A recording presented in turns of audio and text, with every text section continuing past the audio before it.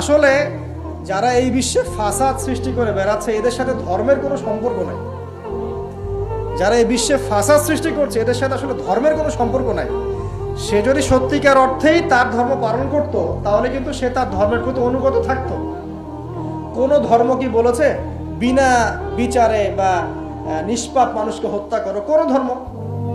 একটা রিলিজন আমাকে দেখান যে বলেছে মিথ্যা কথা বলো, হারাম খাও, সুদ খাও, বেপরদায় চলো, নগ্ন হয়ে চলো, একটা ধর্ম বলেছে? তাহলে প্রত্যেকটা ধর্মের মূল কথাগুলো কিন্তু মোটামুটি একরকম। সবাই যদি সবার ধর্ম মেনে চলে কোনো সমস্যা?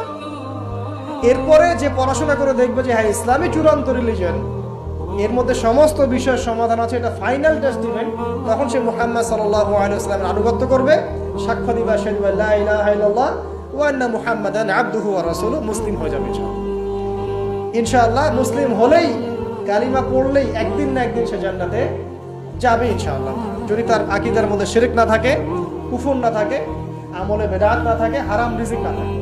আল্লাহ পাক আমাদেরকে পরিপূর্ণ মুসলিম হওয়ার তৌফিক এনায়েত করুন, আমিন। এই যে মাশহুদ বলছিলাম আরাফার দিন, আরাফার দিন নিয়ে আমার স্বতন্ত্র একটা লেকচার আছে, ওইটা দেখে নিয়েন। আরাফার দিনের ফজিলত, এর যে তাৎপর্য, এবং এই দিনে নবী সাল্লাল্লাহু আলাইহি ওয়াসাল্লামের একটা বিদায় হজের ভাষণ আছে, এটা নিয়ে আমি স্বতন্ত্র একটা খুতবা দিয়েছি, শুনে নেবেন ইনশাআল্লাহ।